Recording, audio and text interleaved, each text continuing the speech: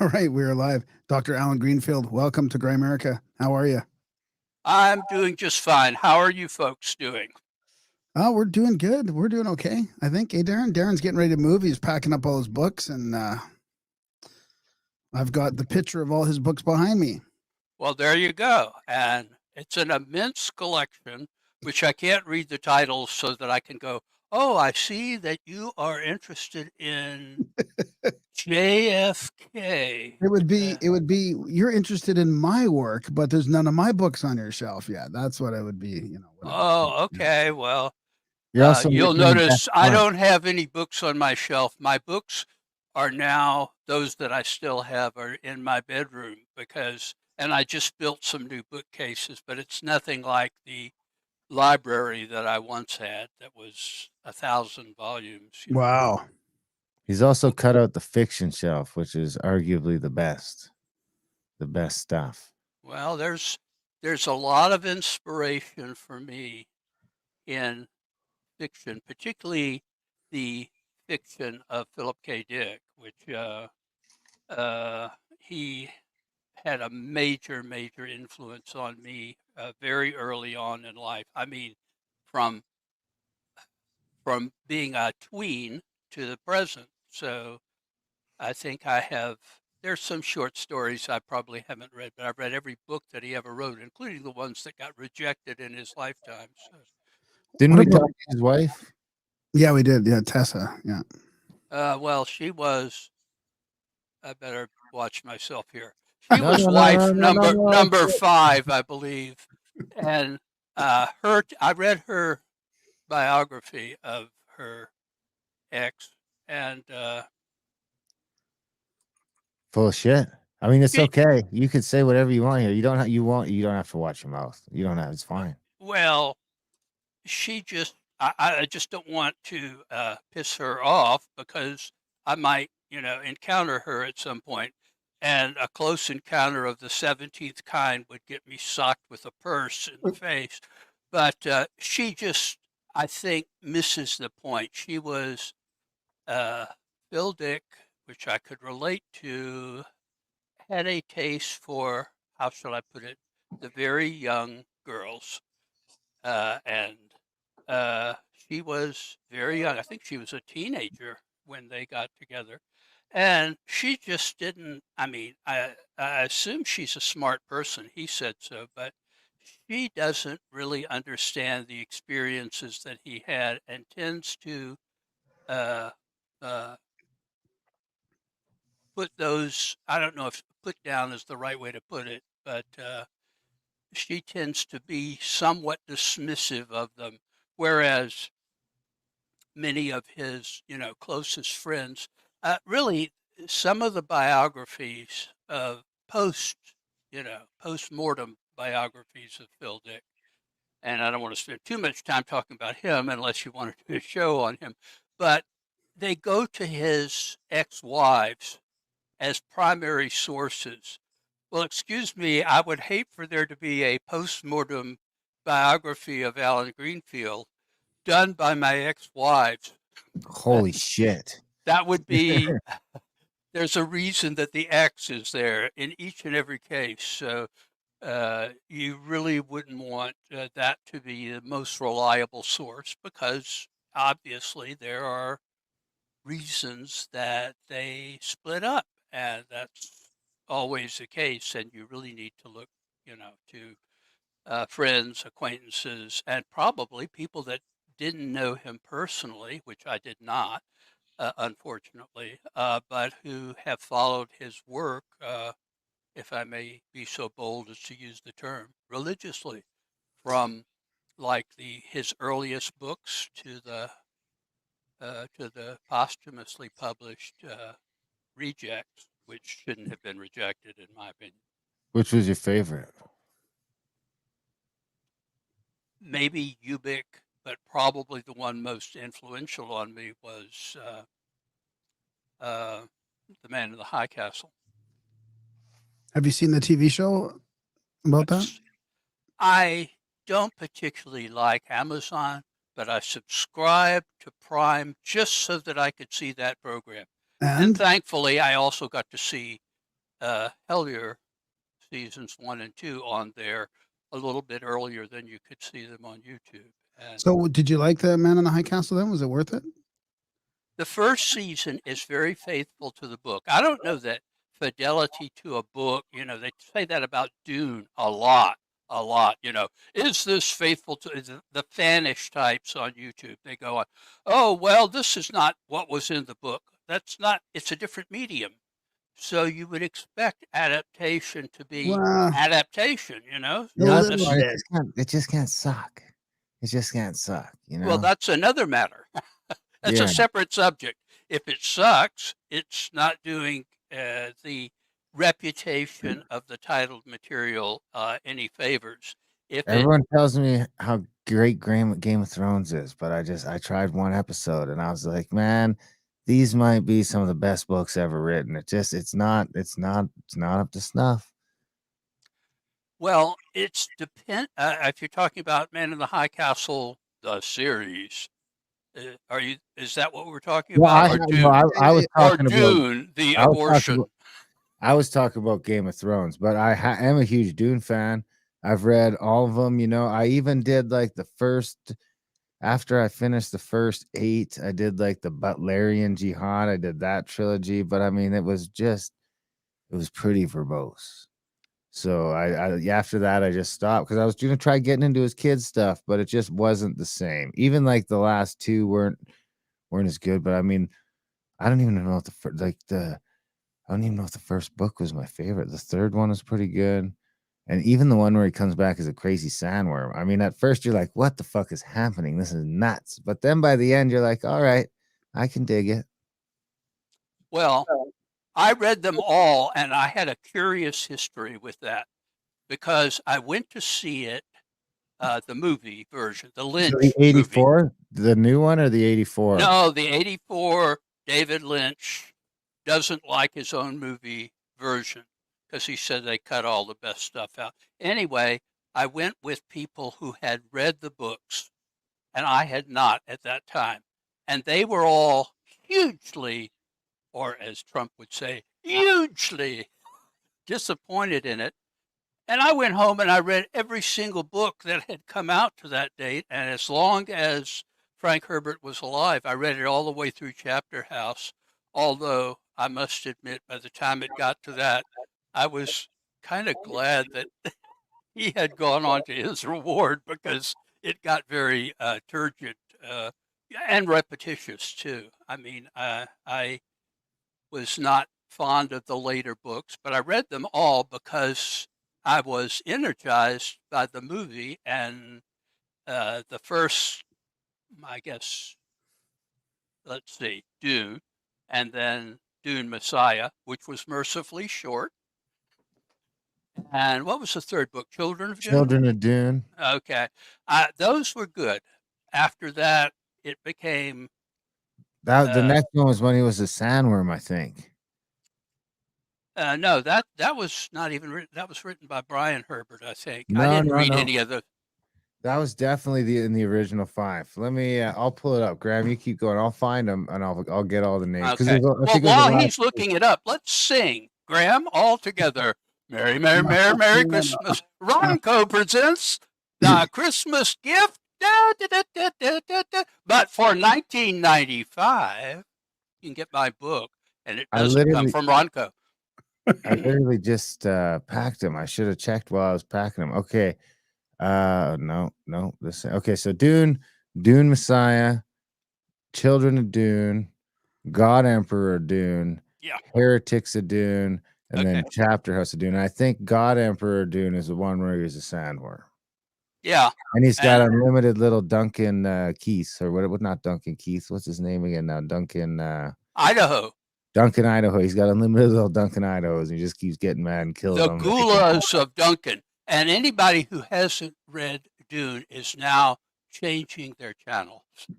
Yeah, or we're going to talk about the real Black Lodge. Well, yeah. I mean, I do want to ask before we just shift away from this subject, because it's been on my mind for a couple of years now. Speaking of sci-fi and fiction, is there anything to the prominent names in science fiction that were of those guys that were hanging around with Jack Parsons and Hubbard. You know, like I feel like there was this group of them playing around with all this stuff, and a lot of those guys just ended up being like very famous household names in sci-fi. Like, do you think there's anything either informing their creative works, or was it just like those people ended up all being sort of famous later? Well, without going into detail, that is covered in the book. The whole thing about the Babalon Hubbard Lynch. Parsons visitation, the proximity to the Mojave where they did their infamous magical working and forgot to close it down, which is that's not good juju in the magical world, causing all sorts of problems or interesting things. I mean, if Bigfoot walked out of there, it's made a comfortable career for Bigfoot hunters or somebody. Well, what about UFO? I mean, what about modern ufology? I mean, Yeah, I mean, given that UFOs predate, well, they predate the United States, which is one reason why certain conspiracy theories just don't wash, because there were UFOs in antiquity. And I think the United States Air Force started in 1946 CE, not 1946 BCE, as in my limited knowledge of history. And the United States started in, 1776. And there are cases from 1576 or 1576 BCE, so yeah. they've What been about even around. earlier than But that? there was a rush of cases, including one that is covered in detail in the new book. What about even earlier than that? I mean, what about like, wasn't it Ezekiel that seemed like the UFO thing? Kinda could have been. Yeah, and that can be dated almost exactly, because he was living in the exile, which was roughly 550, 560 BCE. So when he had that experience or vision, or there are different interpretations of it, the ascent, as it's known, it was at that time, which is 2,600 years ago. So I doubt that the CIA was, involved in some nefarious plot back then. And Well, that's where I love about, you're going to get into this Black Lodge, because lately, and you've sort of, been making the connection between occultism and sort of magic and UFOs, because it seems to me like this breakaway civilization lately, I've been just thinking these guys are not guys, but they've been around for a lot longer than we think. I mean, this goes back, this UFO thing is connected in these secret societies for thousands of years. even longer than that, I think, depending on whether one credits Graham Hancock and company or not. It seems like as long as human beings have been around, there Right. have been men in black, UFOs, experiences of the same sort that happen now. The difference is that post the ritual in the desert, that two curious gentlemen conducted apparently in order to get laid after a fashion. They were immediately before the beginning of what we would call the modern UFO era, which is usually dated from June 24th, 1947, which is when Kenneth Arnold had his sighting. However, I think it dates from a little bit earlier than that and starts out with the Maury Island weirdness, which is covered in detail in the new book. So your new book being the secrets of the real Black Lodge revealed. And Yeah. the word real is important there because I want to distinguish it from, the Black Lodge as interpreted by David Lynch in Twin Peaks. I think he had, how shall I put it, initiated knowledge of what the Black Lodge is like.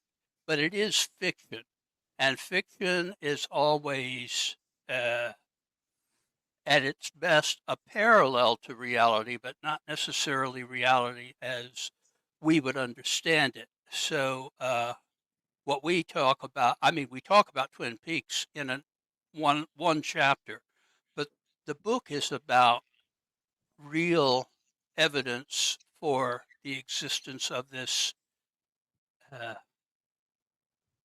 sort of the opposite notion of the ascended masters, the secret chiefs of the Third Order, the Lamed Vavniks in Kabbalistic Judaism, and The the brotherhood, the very. brotherhood, the brotherhood, the white brotherhood.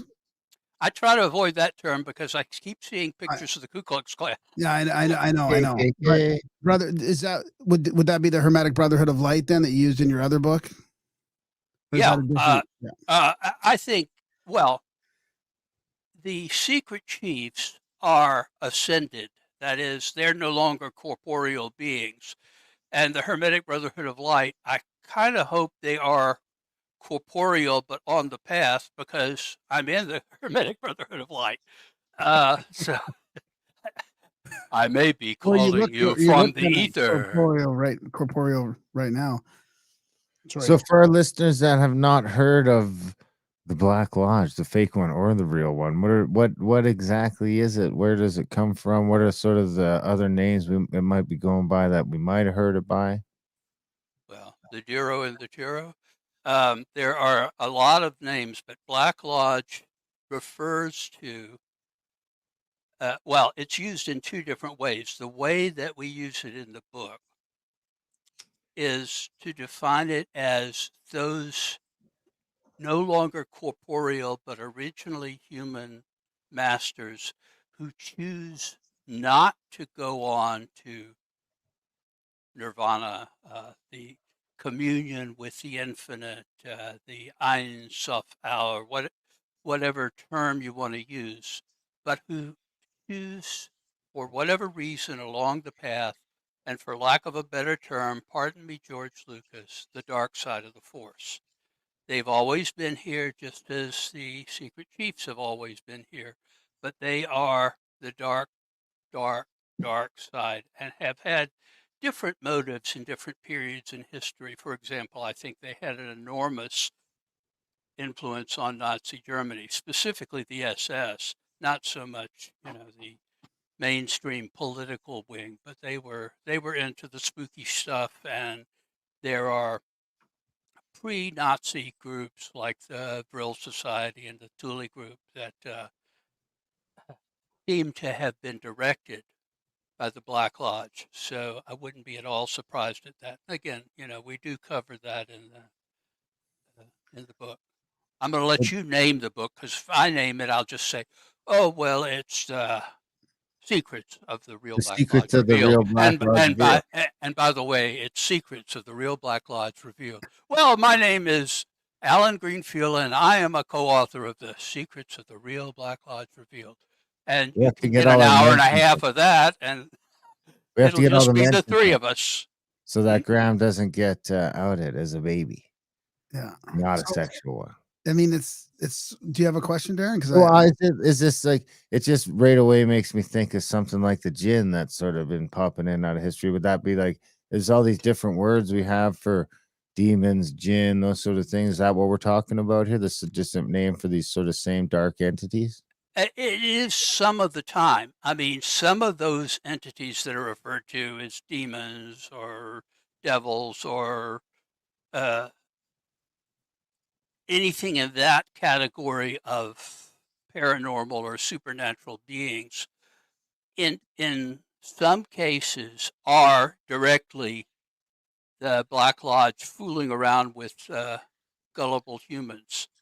Ashtar is noted as a trans-channeling source that goes back to remote antiquity, probably all the way back to Sumer, which is, what, 5,000-6,000 years ago, if not earlier. And certainly back to Babalon. I mean, that was considered a deity there and had a female counterpart, Ashtaroth, which was frowned on in biblical literature. But nevertheless, these are evil demons. And yet people are channeling Ashtar and Ashtar Command, and that probably is the Black Lodge. But it overlaps with beings from, I don't know, I tend not to think we're getting visitations from other planets, but we certainly get visitations from other dimensions. The dimensions is a poor word, but the word that actually describes it in terms of contemporary physics is brains. And I have to spell it because it's not the thing in our skull, it's BRANES, as in membranes. And the current thinking among many, not all, but many physicists is that there are a number of other membranes that are universes unto themselves with their own laws and rules. And sometimes they interpenetrate here. When you have a magical invocation or evocation, just as the thing in the Mojave was, but much more common than that. You are creating a portal to some other membrane. Actually, you probably don't know which membrane, and sometimes things come through. Sometimes pleasant things, for lack of a better term, angels or divine beings or whatever. Sometimes something much more sinister. And I think that overlaps with the Black Lodge, which feeds on that. In tandem with that, the Black Lodge is hugely wealthy because they exist outside of space and time. And because they do, they can predict what's going to happen because it's already happened as far as they're concerned. So they are hugely wealthy. And while they are no longer corporeal, they hire the worst of humanity to do their dirty work. That would be mafiosi, the Russian mob, maybe the Russian government now. The overlap is considerable. Well, I mean, U.S. isn't doing very good either. Well, I was going to say the criminal class of people in organized crime, have always been subject to the Black Lodge. In fact, they used to refer to La Cosa Nostra as the Black Hand when it first migrated from Sicily to America. I find this so fascinating because I've been thinking and talking about this after reading, Blavatsky's stuff and narrating audiobooks on all that, and we've been talking about UFOs and the occult and magic and all this stuff. I've been thinking about the adepts and the brotherhood sort of that are supposed to be helping humanity on the when I use white and black here, it just means, I guess evil and light, It's on the light side of As things. in the Great White North, it doesn't mean that Exactly. So the and I've been thinking, like, if they're that powerful, how do we even know what's human and what's not human? If we're seeing phenomena, I mean, and if they can reach us through these invisible realms, then there's probably a dark side of a dark, organization. And if they can do what the light side can do, then we don't even know what's like UFOs and what's demons and angels. I mean, it could be somebody in a cave working on you through the astral realm, So now this seems to be what you're explaining. I mean, you're basically explaining what I was wondering if it was out there or not. If the voices that you hear lead you to decide that when the comet Kohoutek passes over, if you kill yourself, you will ascend, it's probably the Black Lodge. If, on the other hand, you hear a voice that suggests ways to move towards nuclear disarmament, or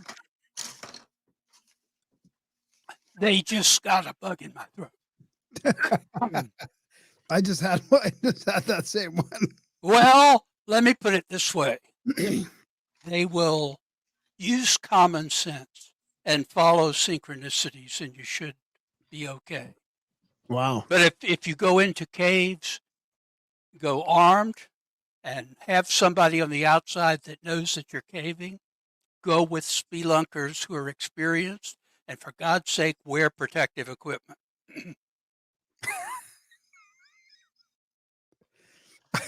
Wait, I don't know get- that there are adventurous people that just sort of plunge right on in, and I've been doing this for an awfully long time. A couple of years ago, I'm a little bit old to be doing this, but I was doing some caving, and the shelf that I was on, I was there with two very experienced spelunkers because I do know the score, but I've never had any accidents. But anyway, the ledge I was on gave way. I guess was shale and it looked like solid rock, and I fell about 4 feet. So the other people pulled me up, and I thought, this is what I do if I fall down. Say, arm right, arm left, foot right, foot left. Head works. Everything's okay. The next day, I had the worst backache and had to do rehab for a month after that. And my caving days are over. I got to admit, you're onto something. If I had, all the resources I needed, I mean, I'd probably go underground. I'd probably go looking for stuff down there. I just heard from somebody on one of our trips that they discovered a massive underground cave in British Columbia. Darren, did you hear that when we were talking about that? Massive, the biggest one. I don't know if it was North America or the world, but this huge underground cave that's never been discovered before, and they have it all like closed off. Like the government's already shut it down. You can't go in there. Well, there you go. I mean, that's just the nature of it. There's a huge cave system under Appalachia, the Mammoth Cave system. And that, I believe, until this discovery, was the second largest in the world. The largest, interestingly enough, is in Vietnam, which is an enormous cave system.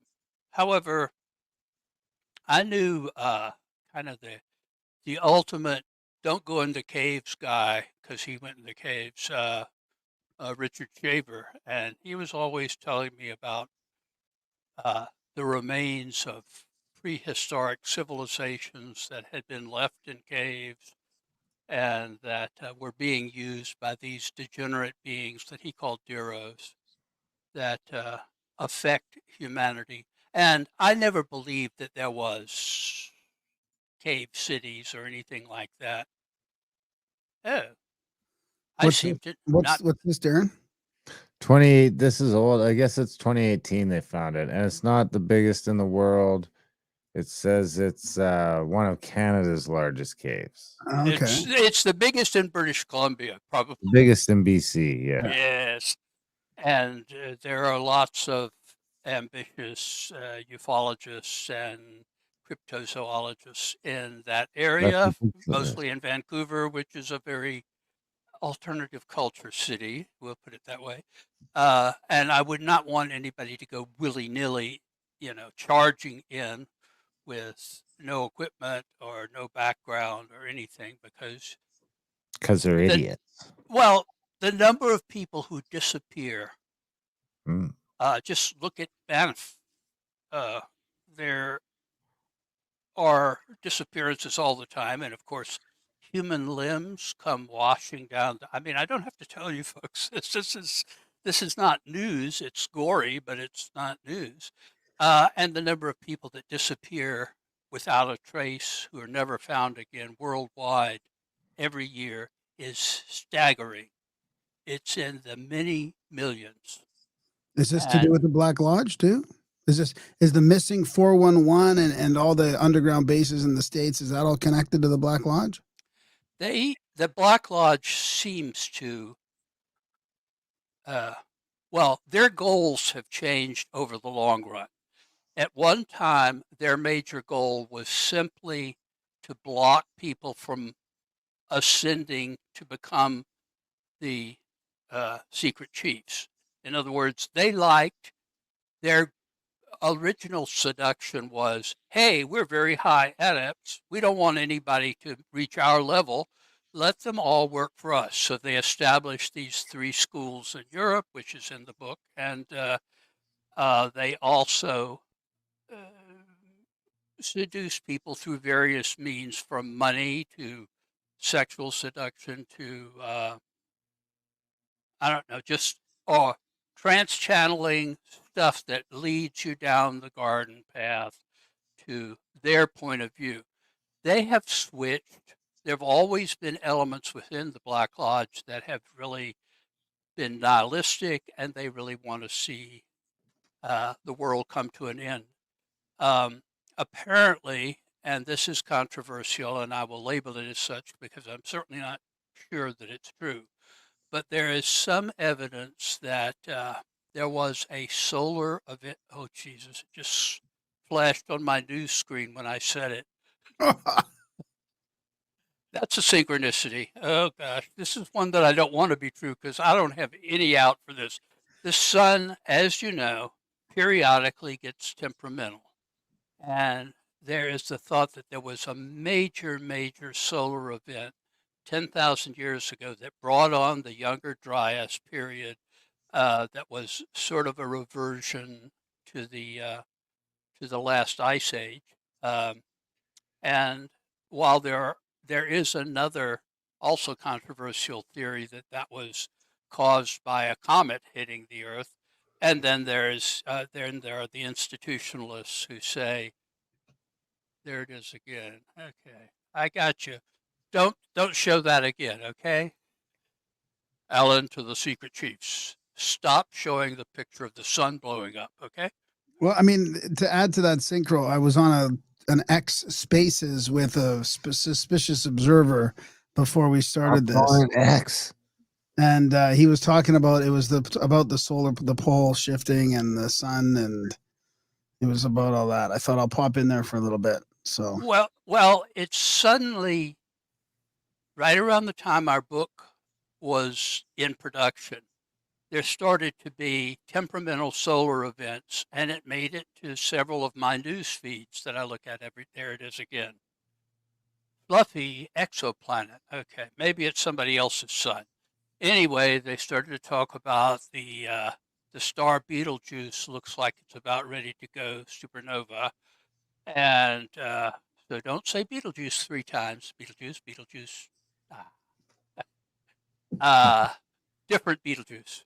But our sun is acting up, and the talk isn't about, a world-changing event like the Younger Dryas, but something more along the lines of the 1850 solar event, which sort of blew up the only existing high tech of that period, which was the Carrington event in 1859.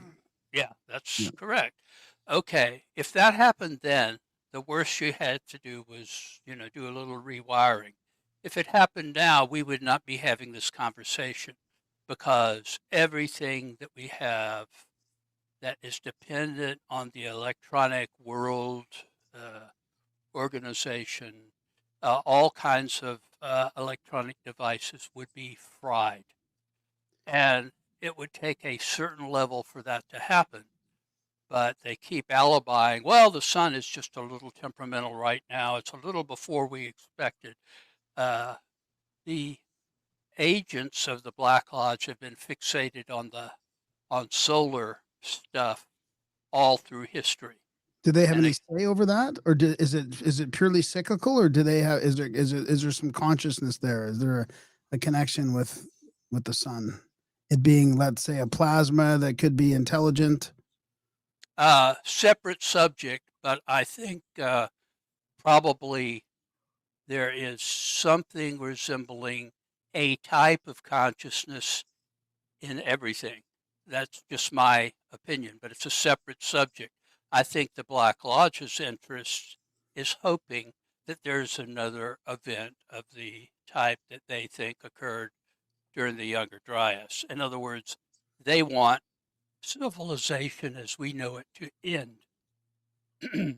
And because they're bad guys, don't look for a motive. Well, I know, but aren't they like, feeding on our fear? Or, I mean, isn't there like a Yeah. positive aspect of it? Imagine the fear that would induce. But it would also mean that the pool of people who might wind up in the opposite direction, that is, in the direction of the secret chiefs, would become severely limited, at least in the Northern Hemisphere. In fact, maybe down to nothing. However, very recently, like in the last, well, exactly since 1945, some elements of the Black Lodge really are looking forward to a global thermonuclear war. They have no ideology in the human sense at all, but they love setting people against other people. They probably are very unhappy that the American government and the Chinese government are talking again. I'm sure they'll throw some brickbats into that or start talking about Taiwan or whatever, but they would love to see essentially civilization wiped out in a nuclear war. They are as bad as it gets. Your clue where you're dealing with coming to power would be Pol Pot or Stalin or Hitler or or within Hitler's government, the SS, which had a mystic element, probably was in touch with the Black Lodge, were probably promised things like winning the war, until they weren't.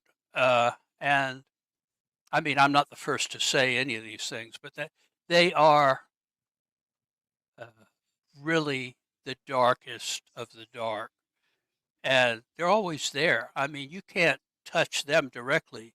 What we try to do in the book is to deal with something that seems to have been, if not suppressed, ignored after circa 1923. Right. It's a big mystery because when I first encountered the Black Lodge as a subject of discussion was during the 20 years of my life that I wasted in the OTO, but that's just editorial comment. It's just me saying that. Well, But what, but during that period, I was told very early on, high initiates don't talk about the Black Lodge. Well, they used to, as up until the early 1920s, and then mysteriously, it stopped being an okay thing to talk about. It was like being woke or not woke. You suddenly no longer can talk about this or that. It's Orwellian, really. And I was being me. I was very curious about the whole deal because why is that the case? And why is something this important not being talked about, particularly during the period where fascism was on the rise? Why would that not be talked about as a source of what was going on in Germany and Japan at that time? because they wanted to lead everybody to a materialistic paradigm. I mean, this fits in with the rest of the sort of the clampdown on spiritualism and theosophy and anything metaphysical after World War One. I mean, it seemed like that wasn't only a physical reset of the maps of the world, but it was a spiritual reset as well. It's like no more of this woo-woo stuff. We're going full on scientism, materialism, and that means we can't talk about the Black Lodge either. Does that make sense? It makes sense to Rupert Sheldrake, and it makes sense to me. Not that I put myself in his company, but there you go, another synchronicity. That's the book that I'm reading right now, his book on the corruption of science. Wow. Interesting. So Yeah. You ought to have him on if you can find him, yeah, we did a while back, many years ago, I think for a real short episode. But oh man, I have so many questions rolling around in my head. It's just fascinating. So, but if it's humans, where are these humans from? And is there any recent humans that have been deceased that you would say are part of the Black Lodge now? Like, for example, are they humans that go back to Atlantis or Lemuria, if they're actually humans? Because I can't picture a lot of humans over recent time being even capable of reaching the Black Lodge. Do you know what I mean? Hmm.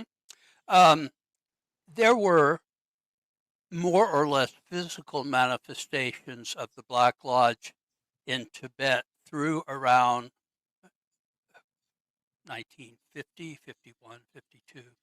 And the occasional Westerner who traveled to Tibet came back with these really, really strange stories because the sort of physical beachheads of both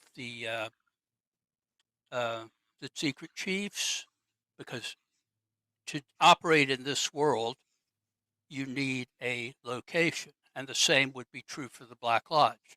So you had Shambhala, sort of the source for Shangri-La, and you had Agartha, which was sort of the source for hell. I mean, it was just, Agartha? yeah. And they continued to operate as corporeal institutions until China marched into Tibet and unceremoniously the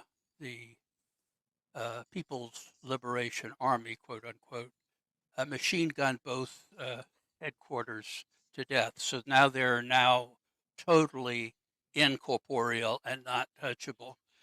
I think, well, one place that Shaver and I disagreed was he considered these to be beings in this world, but under the surface that operated through criminal syndicates or whatever on the surface because, among other things, they're cannibals, and among other things, they're rapists. So they like a supply of disappearing people.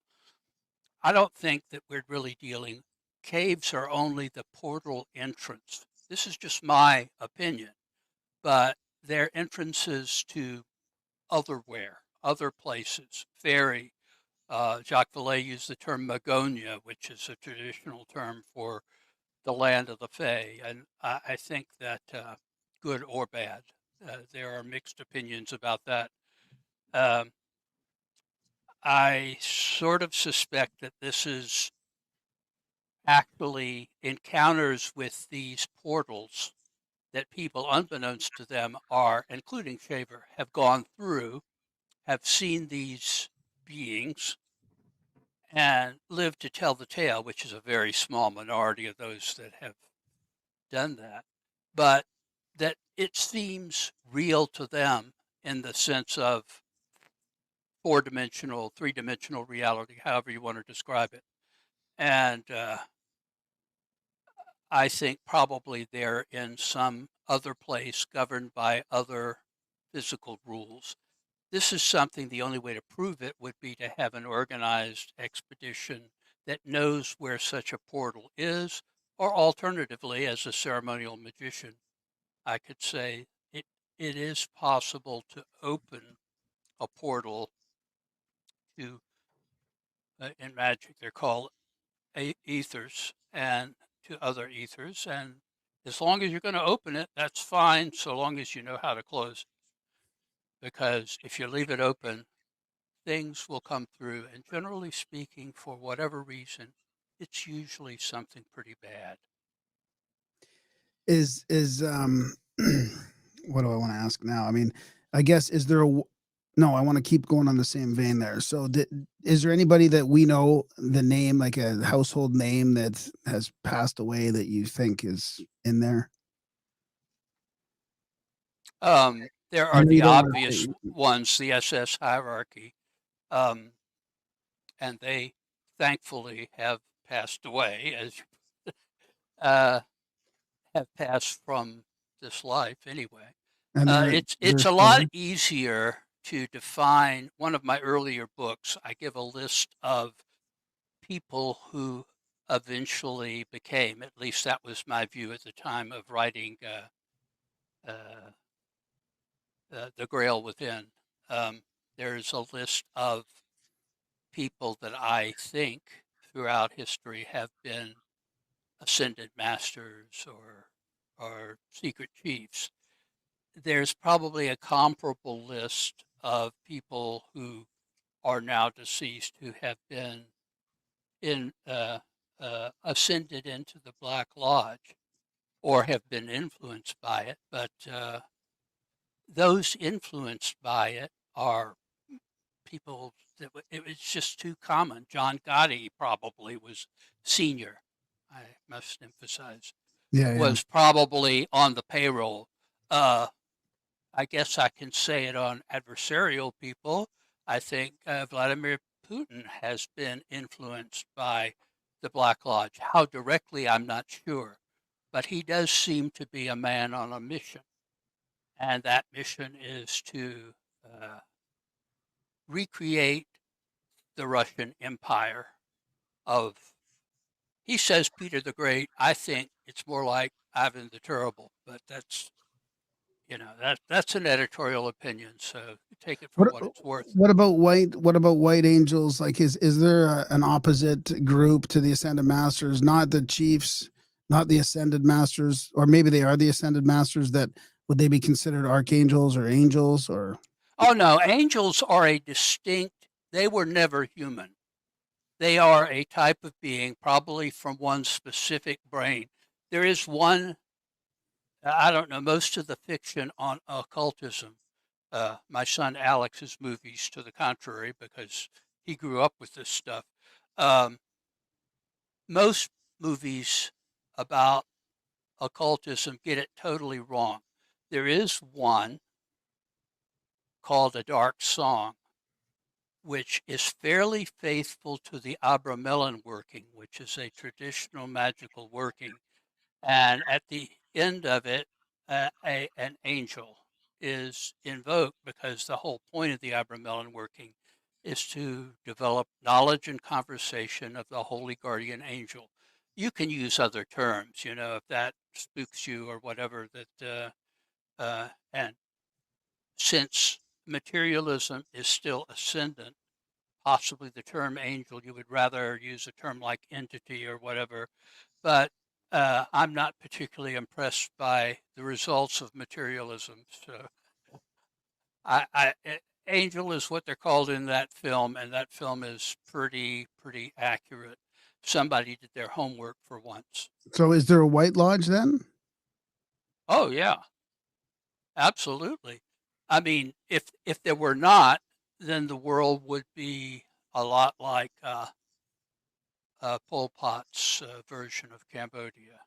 And And I guess you kind of already said how you can discern a little bit between if you're getting influenced or messages from either lodge. common sense plus if something about what you're getting seems off or seems self-destructive or seems destructive of other people, back away from it. If it's an enlightenment program that wants your money, back away from it. I don't, my books are my sole source of income, but everything else that I do is done free of charge. I've done all sorts of empowerments for people, and pretty much, uh, at will. In other words, if somebody wants it, if I have it available, I give it. And for 10 years, I did these workings during the summer months. Well, from in my part of the universe, that would be all the way from March to October. But we must have empowered over 100 people simply because they came in peace, and they asked for empowerments, and in front of a group of like-minded people, they were empowered, and then they would, take it and do whatever they want. There are some in your neck of the woods that I did the empowerment for, and no money ever changed hands on that. Those who do similar things and charge, thousands of dollars for what they're doing, or do healings by the hour or whatever, I would say stay away from them. They're probably in league with the Black Lodge. Doesn't there need to be some exchange, or does there? The only exchange that I know of is the willingness to give and the willingness to receive. That costs nobody anything. It's Yeah. like air. You have to have air, but air is more or less free. And so is empowerment. So if you become part of an order that gives you a mail order course in how to be enlightened, paying per pop, as that's probably something. I mean, people can ask for contributions. That's always okay, but well, not always. Usually okay, but if they're charging, especially if they're charging more than a nominal fee, I would stay away from it, because they might be perfectly all right. It might be their bread and butter. They're feeding their family, but on the other hand, is the default position is money and spirituality don't make good bedfellows. Do people always know if they're part of the Black Lodge? Or can you be like a useful idiot? I think that comment. Well, I hate to say this, but read the book. The whole purpose of this particular book is to alert people to how the Black Lodge operates in various areas of life vis-a-vis the human race. That being said, I would hope that once someone has read this, and it's the third book in a trilogy. It'll be good for standalone, but if you read the whole trilogy, it probably will be more informative, I guess.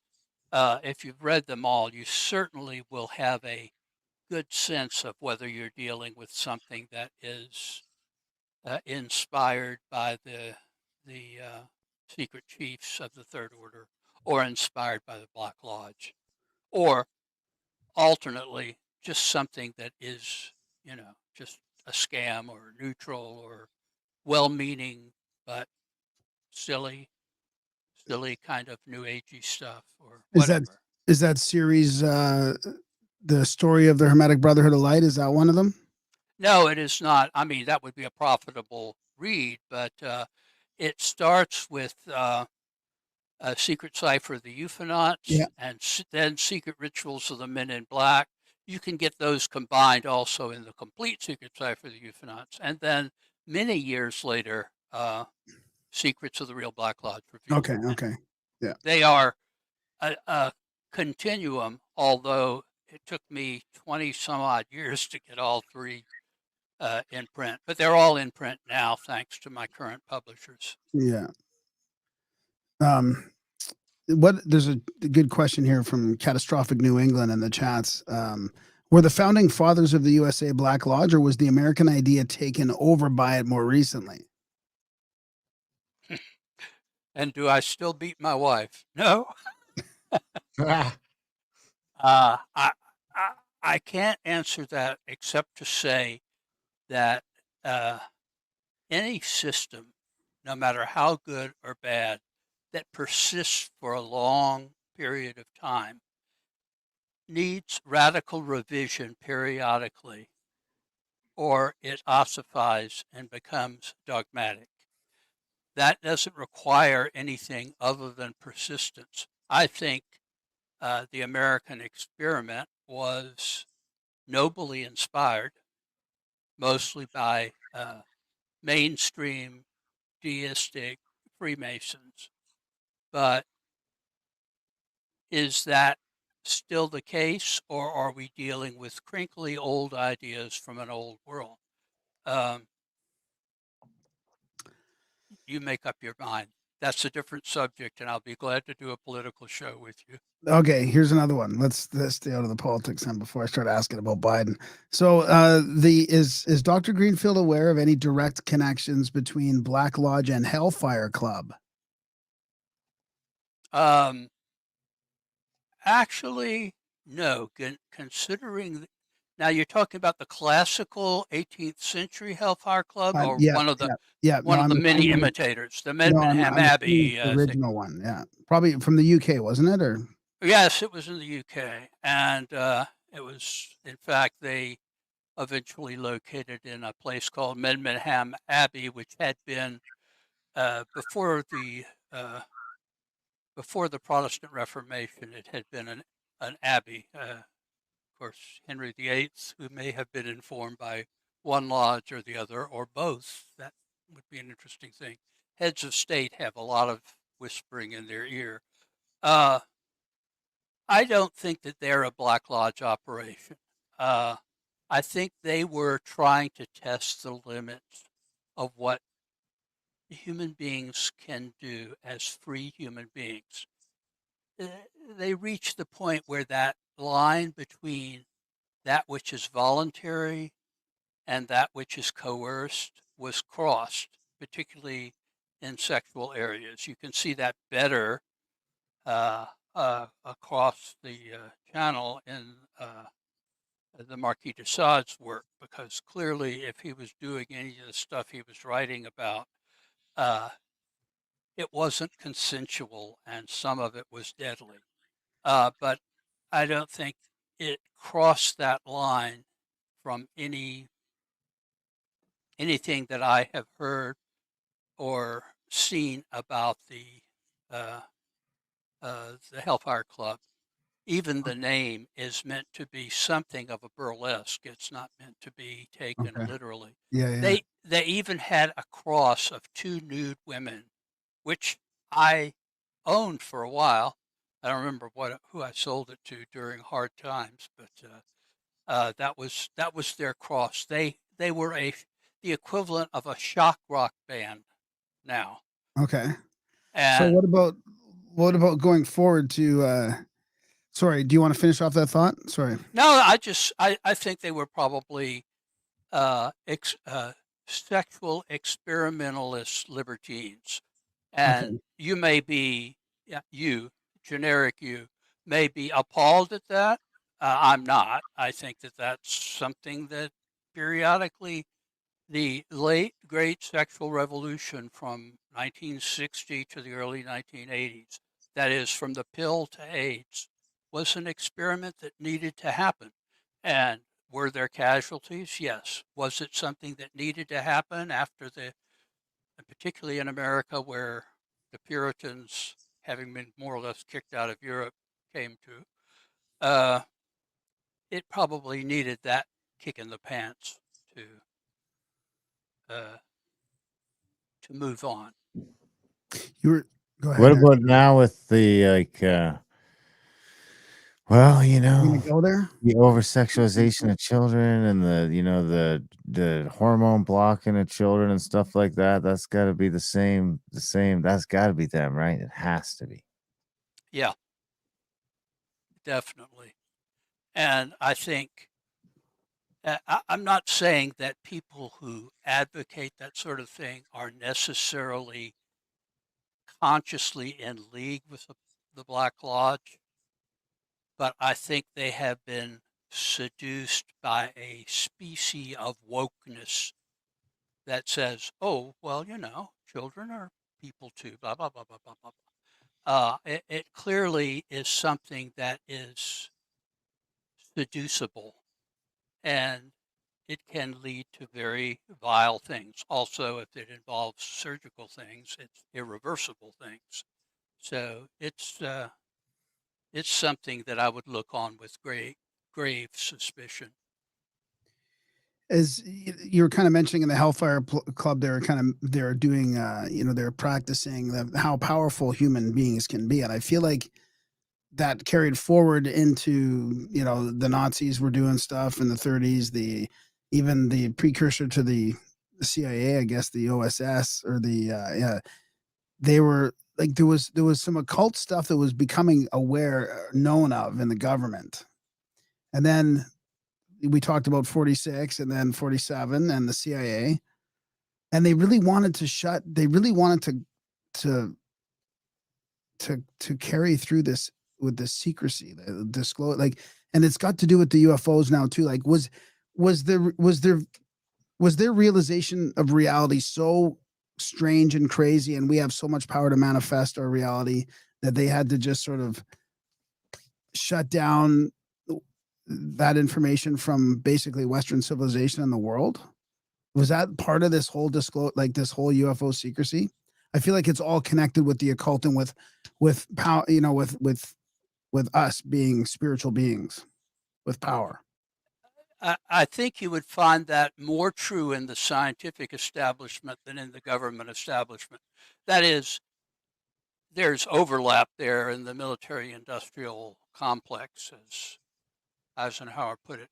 But I think that primarily there is an agenda that it's a belief system, like all belief systems. It's based on faith, but the faith is in the ability of the scientific approach to reality to explain everything, which is just Right. not true. It's Right. not true.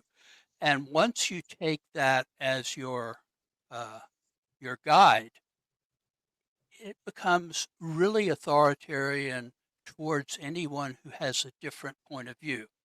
I'll give you a couple of examples, okay? If we have time for this. Yeah, let's do it. Yeah. Okay. I don't necessarily think Immanuel Velikovsky was correct about the notion that in historical times there was a close approach from a comet that caused a good deal of the biblical miracles and so forth. But I think his underlying premise was something called catastrophism, which I think is correct because as time has gone on, we have the dinosaur extinction, the aforementioned Younger Dryas, which led to a change of the many species and came pretty close to making human beings extinct as well a couple of times in the course of history. So I think he was correct in his basic idea. I don't think that Venus started out as a comet and wound up orbiting the sun. But the amount of resistance from the orthodox scientific establishment, where they were censoring his books, even some of his most severe critics, like Carl Sagan, said, wait a minute, I don't agree with this man even having his name mentioned, but the fact is you cannot censor a person and call yourself a scientist. That's scientism, not science. And while I don't have, to me, science is not a sacred cow, period. I mean, it has its uses, but it's a very, what is that phrase? It's a good servant, but a poor master. And I think it has become a master, and it's a really poor master. Having said that, I think what happened to Velikovsky has happened to any number of people. I do have a closer connection to the ideas of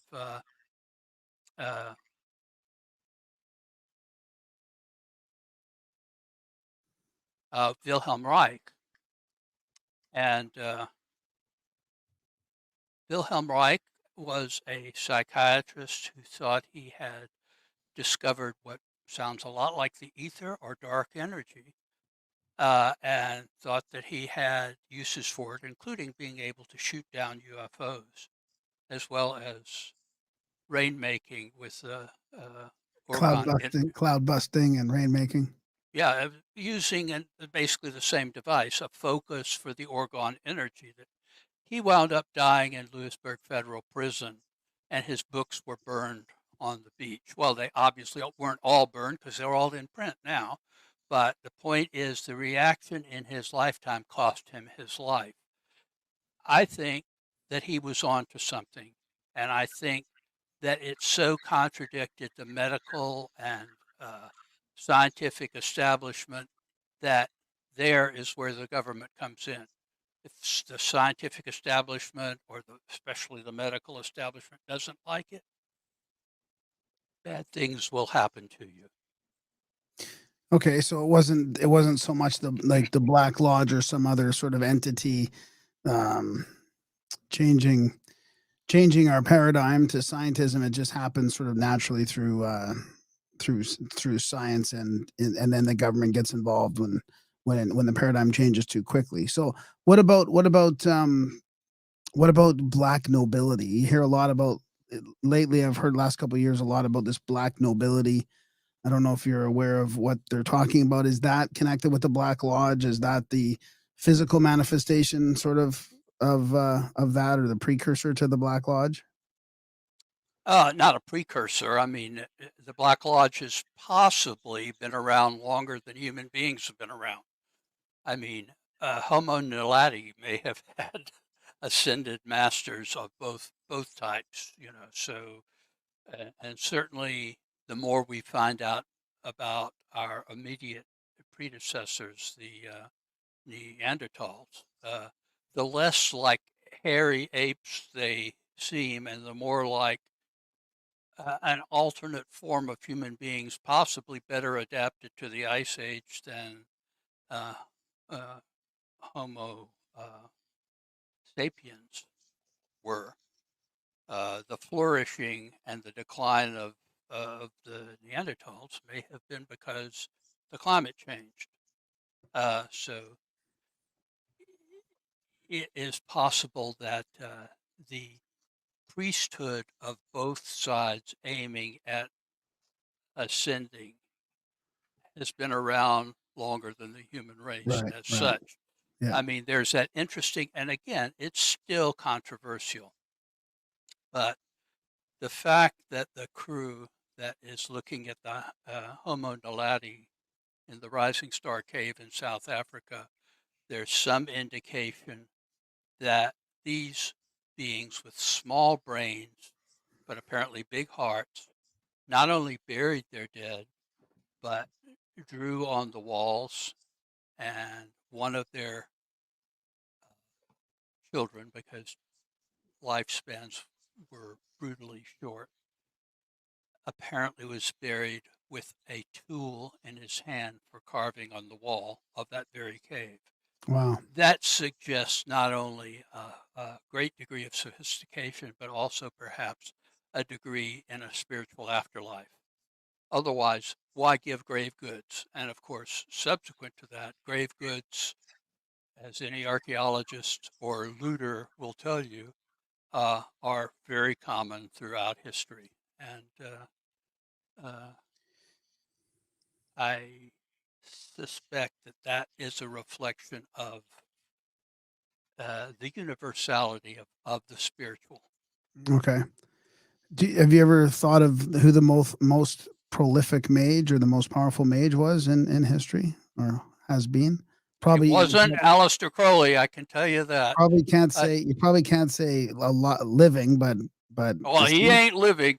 He died in 1947. But and living, frankly, I'll be glad to mention the person who has most influenced me is Tal Michael Bertio in Chicago. He's in his, I guess, late 80s, but he is definitely the greatest living magus. And his teacher is an ascended master. And I don't presume to, to know their orientation, but I would assume that he's in he's a secret chief now.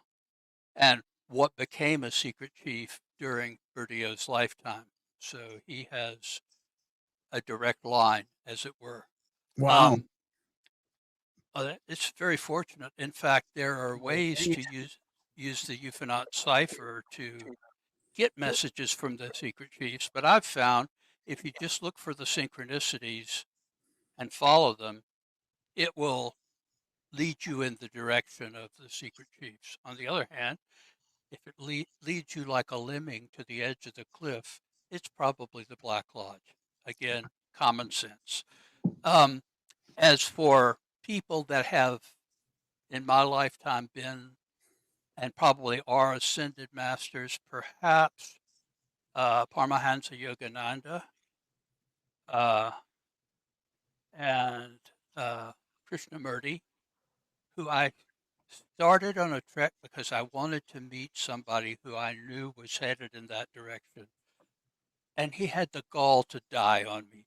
I think that's a really shabby thing to do, but he's certainly an ascended master in all seriousness now.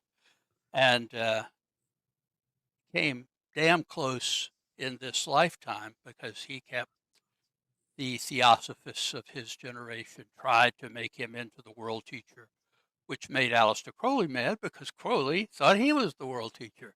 And he had very unpleasant things to say about Krishnamurti. Well, I don't think Crowley was a world teacher, but I do think Krishnamurti was, and influenced some of the off physicists that are sort of changing the paradigm very slowly, much too Right. slowly Yeah. in physics. So it wasn't as if his influence was only on, California hippie New Agers. It was on the precipice of orthodox science, which we're in the middle of. I don't know how long it'll take, but I think we're in the midst of a paradigm shift, which is going to cause the old order to resist mightily. Let me get back to something you mentioned earlier, because there is a practical reason for why, two practical reasons for why at least the U.S. government doesn't want to have UFOs as a wild card discussion. In fact, I think they came up with this new term UAP because it's silly sounding. I mean, a UFO can be used as it is in ufology as UFO. As long as you don't call it you fool, I have no objection. But how do you do that with UAP? First of all, it says it's a phenomena, not object, and that's an interesting transformation. I don't buy into it at all. But in 1952, in July of 1952, there was a headline making wave of, well, even the term UFO didn't exist then, flying Flap. saucers well, it was flying saucers. That's the way it was headlined. I even have a couple of those headlines. Over restricted airspace in Washington, D.C., not equaled again until, unfortunately, 9/11 occurred. And it created a storm because jets were scrambled and they saw this, whatever it was. It was confirmed on radar, and it created an enormous amount of public interest, which was already there. But it began to look like private groups were being organized to sort of follow this. This is the days of the Ground Observer Corps, where volunteers were looking for Soviet jets sneaking into America because it was the 1950s and no Soviet aircraft were sneaking in anywhere. But that was the way of thinking of that time. So the next year, the CIA convened a panel to assess what does this whole flying saucer thing mean. And I don't have to make this up. It's all online now, so you can look it up. Interestingly, Dr. Hynek, who eventually became a pro-UFO person, was a member of this panel. But they concluded that, and again, you have to be in 1950s think to even grok this weird way of thinking. What if the Communist Party, even then, five little old ladies, putting out the Daily Worker, what if the Communist Party infiltrated private UFO organizations and caused a fake flying saucer flap to take place so that the radar and the ground observer corps and and jets would be chasing flying saucers while the nefarious Soviets snuck in and nuked us till we glowed. That was the thinking. So the conclusion of the CIA panel was we need to deny that there's anything to this phenomena, and we need to break up these private organizations, nip them in the bud. And they tried. That has obviously not been the case, but some of the early groups, not only here, but I mean, I Well, know one the in New Zealand as well that got the axe. well, the pivot to ridicule worked for decades. I mean, it really did work. I mean, you're talking about the Robertson panel, right? Uh-huh. So we've got that narrated in our podcast, Adult Brain Audiobook Podcast. There's a narration of the Robertson panel notes. It's interesting, but I didn't find the appendix. There's an appendix for it that I need to find that I couldn't find. It's all online. I mean, Yeah, none of it is secret anymore, but it's appalling. But it worked. That kind of conclusion. Well, yes, it worked, but some of the things that were done, like intimidating UFO witnesses, intimidating nascent organizations, or even, and this I don't know to be the case, but I suspect to be the case, one of the larger early UFO organizations was NICAP, the National Investigations Committee on Aerial Phenomena. And I think there is a revival group now, but I don't think the revival group should be tarred with the original brush. It started out with a civilian head of the organization, and then shortly thereafter, he was replaced by Major Donald E. Kehoe, U.S. Marine Corps retired, and the board of directors was headed by Admiral Roscoe Hillencutter, who had been associated with the OSS and was the first director of the CIA. And NICAP, throughout its the original NICAP's journey, all the way up to the Condon Committee, which was sort of the end of the Air Force Project Blue Book, supposedly.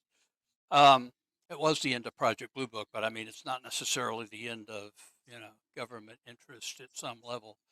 NICAP had this weird doctrine, which I ran afoul of periodically because that's my thing. The doctrine seemed to consist of this: flying saucers exist, but they never land, they never communicate with people. And the real energy of the private flying saucer movement should be on exposing the Air Force program, not on finding out what the phenomena is all about. And that was true right up until the Air Force decided we're going to close the project and farm this out to the University of Colorado. And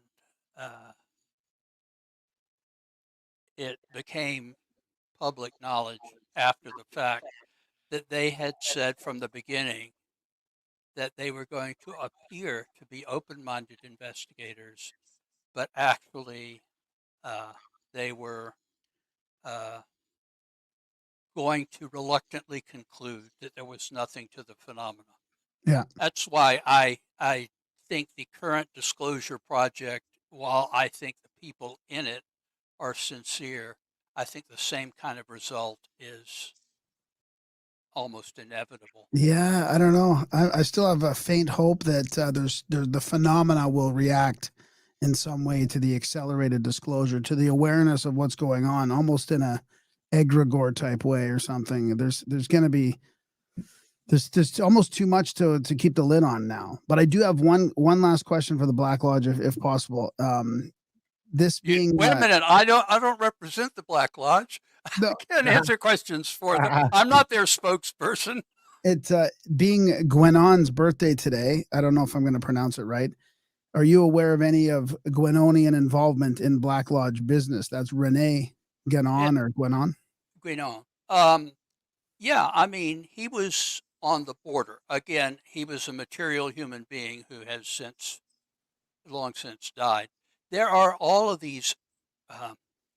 There was the fin de siècle in the late 19th, early 20th century. Really, we'll just say Victorian, Edwardian period interest, enormous interest for the time in the occult, and it attracted some of the great luminaries of the time. It also attracted people who were borderline fascists, and Guénon, I think, was on that border. Now, where his allegiance was, that's not as clear to me, and I'm not going to condemn him for things that happened after him any more than Nietzsche was, lionized by the Nazis, but he wasn't a Nazi. He wasn't an anti-Semite. He even broke with Wagner over anti-Semitism. So, that's you can't do anything if you're in an asylum and you're dead. That's just not retroactive. I call that something like adjacent discrimination. Well, discrimination. Let's see. There's a term for it. Oh, I know what you're talking. Yeah, there is a term for it. It's a guilt type by of association. it's Guilt by association in a way. temporal imperialism. Okay, there you go. Judging the past right by the standards of the moment, which Right. probably will be judged 50 years from now. Like, these people did podcasts. They were horrible people, as we all know. Now, That's happening now. I mean, they're doing that in real time now. Depending on what you're podcasting about, you could get in some real trouble. Alan, this has been fantastic. I know now what the Black Lodge is and to stay away from it. Where can people get the book? Where can they get all the books? Is it best to go to your website, or is it best just go to Amazon? No, I don't sell books. So if you go to my website, you won't find it. You can get the book from any of the major online, even some of the minor online things. Amazon has it. Barnes & Noble has it. Amazon UK, Amazon Canada has it, I believe. Amazon Brazil has it. So it's available on all of the Amazon outlets, Barnes & Noble, and some of the smaller outlets, you can get it there too.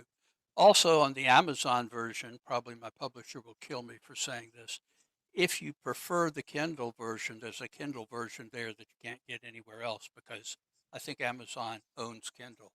So. Yep. Amazon does own Kindle and Audible and a bunch of other stuff.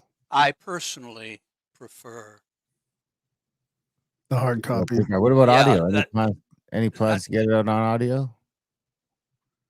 Oh, well, it's the book edition with real paper and real pages of Secrets of the Real Black Lodge revealed.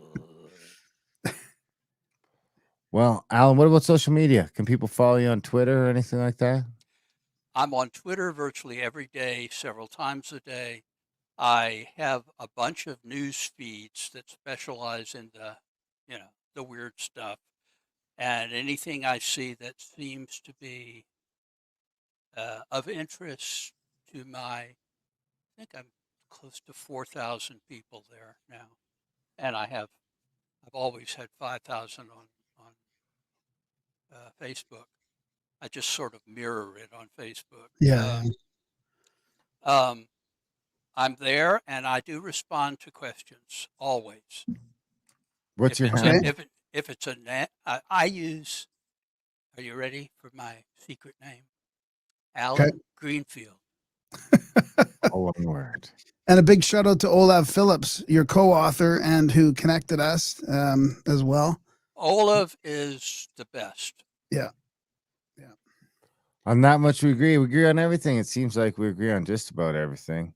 I'm sure we could find some things to disagree on if we had enough time. But unfortunately, we're out of time for now. Dr. Greenfield, Dr. Allen Greenfield. This has been great.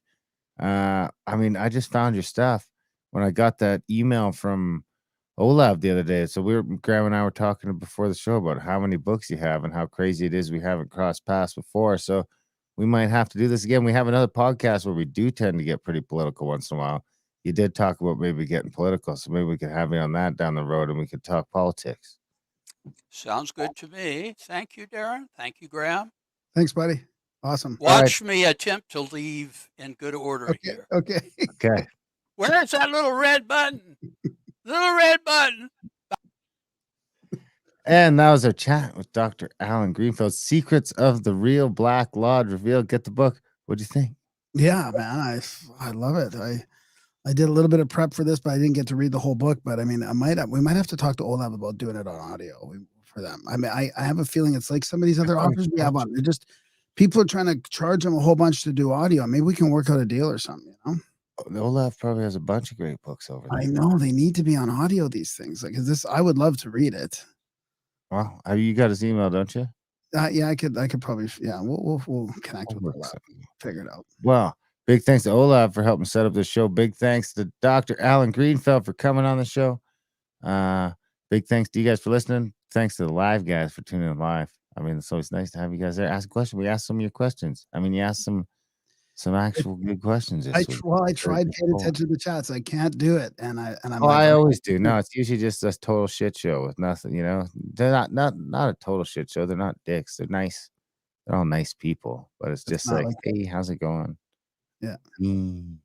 But I showed some hard hitting questions this week, and Alan fielded them. So big thanks to you guys for listening. We love you guys. Oh, check out our other podcasts. Like we said, we get political over there all the time. We do all sorts of crazy stuff over there. We do the news roundups where we talk about all the news they don't want us to talk about and the extra spicy news like people dying. And check out our audiobooks like Graham mentioned, adultbrain.ca. Contact at the cabin for the trips. We got the big eclipse the big eclipse trip coming up, and it's going to be a blast. Our first festival down with the Snake Bros down in Texas. Other than that, we love you guys. Thanks for listening, and we will see you next week.